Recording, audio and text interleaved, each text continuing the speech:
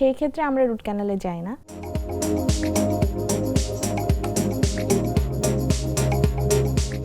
প্রচন্ড দাঁত ব্যথা না হলে সাধারণত কিন্তু কেউ আসতে চায় না, তাই না? যখন আসে তখন নিশ্চয়ই আপনারা খুব সিভিয়ার কোনো কন্ডিশন পান যে দাঁত অনেকটা ভেঙে গেছে, অনেক বেশি ক্যাভিটি হয়েছে, মানে সহজ ভাষায় যেটা গর্ত হিসেবে আমরা চিনি, তাই না? ওই গর্ত হয়ে গেলে কিংবা প্রচন্ড ব্যথা নিয়ে আসে, সেক্ষেত্রে সব সময় কি আসলে ফেলে না দিয়ে যদি সংরক্ষণ করতে চায় তাহলে কিভাবে করা যায় বা কিভাবে আপনারা ম্যানেজ করেন? আমি আপনাকে প্রথমে বলেছি ফেলে দেওয়াটা একদম লাস্ট স্টেজে। তো তার আগ পর্যন্ত আমাদের টার্গেটটা থাকে কিভাবে দাঁতটা সংরক্ষণ করবে, এবং প্রথমেই তারা প্রিভেন্টিভ, আমাদের কিছু মেজারমেন্ট থাকে, প্রিভেন্টিভ কেয়ার আছে, সেগুলোতে যদি তারা ফেইলিউর হয় তখন দাঁতটা আস্তে আস্তে এফেক্টেড হতে থাকে এবং দাঁতে নার্ভ ধরে যায় অনেক সময়। ক্যারিজ, দাঁতের কতগুলো স্টেজ আছে আমাদের অ্যানাটমিক্যাল যদি বিশ্লেষণ করি, এনামেল, ডেন্টিন, পাল্প, এরকম কিছু স্টেজ আছে। সেক্ষেত্রে যখন দাঁতের এনামেল, ডেন্টিন ক্রস করে গিয়ে পাল্পে চলে যায়, দাঁতের যে মেইন মজ্জাটা ইনভলভ হয়, তখনই দাঁতে প্রচন্ড ব্যথা শুরু হয়। তো পেশেন্ট এসে প্রথমে বলে যে এত ব্যথা আমি সহ্য করতে পারছি না, আপনি দাঁতটা ফেলে দেন। তো আমাদের যেমন অন্যান্য অর্গান যেমন আছে, হাত পা যখন কেটে যায় তখন কি আমরা ফেলে দিই? প্রথম স্টেজে তো আমরা ফেলে দিতে চাই না।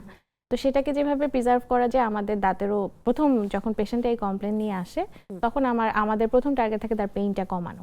আচ্ছা, প্রথম ভিজিটে আমরা পেইনটা কমাই এবং কমানোর পরে তাকে আমরা সাজেশন দিই এই ট্রিটমেন্ট করে আপনার দাঁতটা সংরক্ষণ করা সম্ভব। এর মধ্যে মেইন একটা ট্রিটমেন্ট যেটা হচ্ছে রুট ক্যানাল ট্রিটমেন্ট, যেটা আপনার যখন প্রচন্ড পেইন হবে, ধরে নিতে হবে তাতে নার্ভটা ধরে গিয়েছে, তখনই আমরা রুট ক্যানাল ট্রিটমেন্ট, যদি আদার্স কন্ডিশন ঠিক থাকে দাঁতের, সেই ক্ষেত্রে আমরা রুট ক্যানাল ট্রিটমেন্টটা করার সাজেশন দিয়ে থাকি। আচ্ছা, আপনি বলছেন যে যখন মাত্র দাঁতের ভিতর যে মজ্জাটা সেটা যখন ধরবে তখনই শুধু রুট ক্যানাল করা বা ব্যথা হওয়ার একটা প্রবণতা আসে।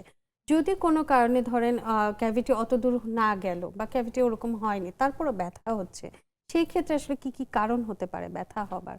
ব্যথা হওয়ার অনেক ধরনের কারণ হতে পারে। প্রথমে বলেছিলাম মাড়িতে সমস্যা, যাদের মাড়ি দুর্বল থাকে, যারা রেগুলার ডেন্টাল চেক আপ করে না, সেখান থেকে জিঞ্জিভাইটিস হয়ে এক ধরনের ইনফ্লামেশন হয়ে পেইন হতে পারে।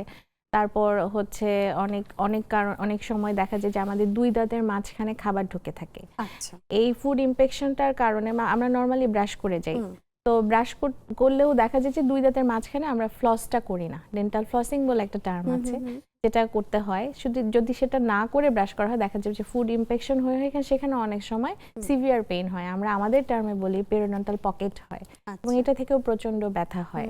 তারপরও দেখা যায় যে ক্যাভিটি হলে, যদিও দাঁতের নার্ভ পর্যন্ত না গেলেও দেখা যায় অনেক সময় ঠান্ডা বা গরম, মিষ্টি, টক এই ধরনের খাবারের সেন্সিটিভিটির সৃষ্টি হয়, এবং সেখান থেকে কন্টিনিউয়াস একটা ইরিটেশন হয়, ব্যথার মতো একটা ভাব চলে আসে। তো সেই সব ক্ষেত্রেও দেখা যায় যে সমস্যা হতে পারে। তো সেই ক্ষেত্রে আমরা রুট ক্যানালে যাই না, আমরা আমাদের প্রিভেন্টিভ, তখন আসলে কারণটা কি সেটা অনুযায়ী চিকিৎসা দেওয়া হয়। এবং দেখা যায় যে ম্যাক্সিমাম ক্ষেত্রে আমাদের যখন ক্যাভিটি হয়ে যায়, নার্ভ পর্যন্ত না যায়, আমরা রেস্টোরেশনে চলে যাই।